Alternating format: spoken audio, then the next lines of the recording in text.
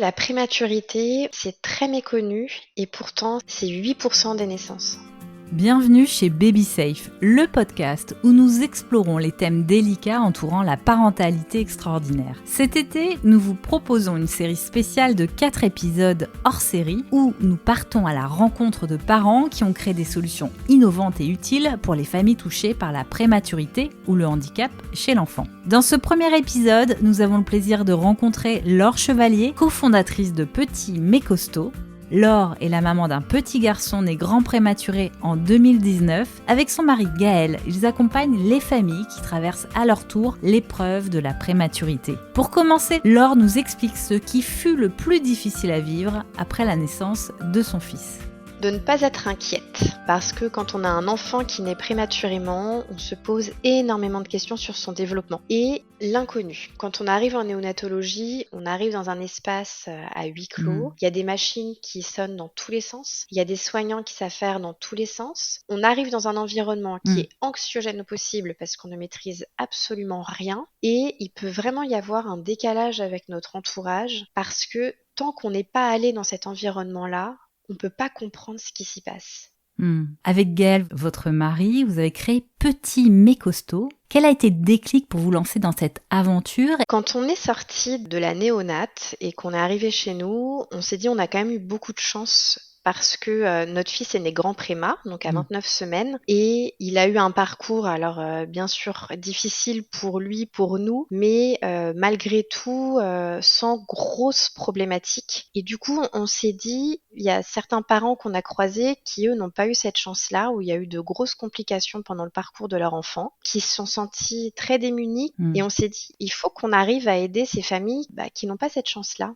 Qu'est-ce que vous proposez concrètement pour les parents concernés par la prématurité d'un enfant ? De les accompagner d'un point de vue informatif, c'est-à-dire d'essayer de répondre à toutes les questions qu'ils peuvent se poser pendant ce parcours en néonatologie. En discutant avec les soignants, on a compris que notre rôle de parent était fondamental. Et du coup, l'information, on la communique à travers notre site internet, petitmaiscostauds.fr, et aussi à travers un guide qu'on a coécrit avec des soignants. Et à côté de ça, on propose de la location de vêtements taille préma. Comment avez-vous géré les contraintes personnelles liées à la prématurité de votre fils tout en lançant et en développant Petit mais Costaud ? Quand on a lancé Petit mais Costaud, on avait nos activités en parallèle, mon mari et moi. Donc on se retrouvait à faire Petit mais Costaud les week-ends ou le soir en rentrant du travail. On s'est retrouvés à essayer de jongler un peu avec nos emplois du temps, à toujours faire passer notre fils en priorité. Ça, c'était une évidence. On a eu la chance qu'il soit gardé à la maison avec une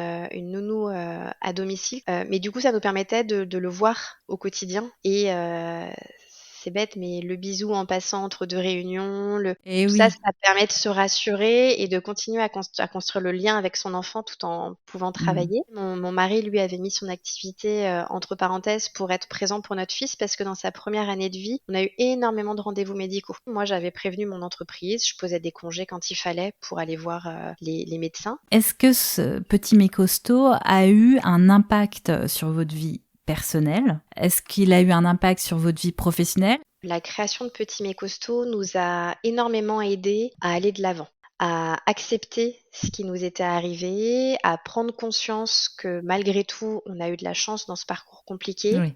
D'un point de vue professionnel, malheureusement, on va dire que l'activité fait que je ne peux pas rester à 100% juste sur Petit mais Costaud, c'est pas rémunérateur. Mais par contre, il nous tient vraiment à cœur de faire perdurer Petit mais Costaud et de continuer à faire avancer les projets.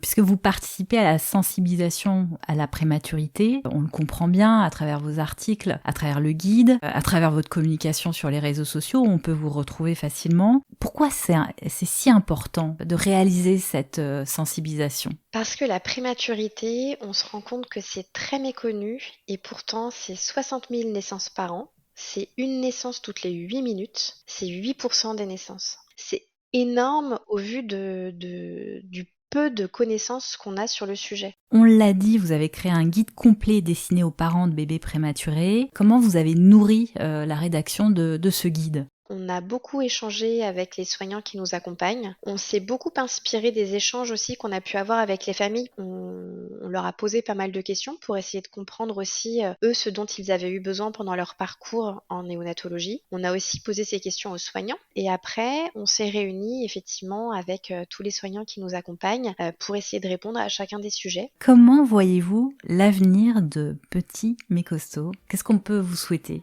Ça pourrait être d'être suffisamment connu pour que nos outils, nos ressources puissent être entre les mains d'un maximum de familles. Merci infiniment Laure pour votre engagement. Chers auditeurs, je vous encourage vivement à visiter le site petitmaiscostauds.fr pour aller encore plus loin et explorer toutes leurs ressources. Comme vous le savez, BabySafe est bien plus qu'un simple podcast, c'est une solution d'assurance collective innovante issue de l'économie sociale et solidaire. Son objectif est d'œuvrer pour qu'à terme, la totalité des parents et des enfants affectés par un accident de naissance puissent bénéficier d'un soutien immédiat et inconditionnel. Pour en savoir plus, rendez-vous sur babysafe.solution, le site de la première et la seule solution d'assurance collective liée au handicap à la naissance et à la grande prématurité. Vous pouvez retrouver le lien dans les notes du podcast. Merci de votre écoute et à très bientôt pour un nouvel épisode de BabySafe.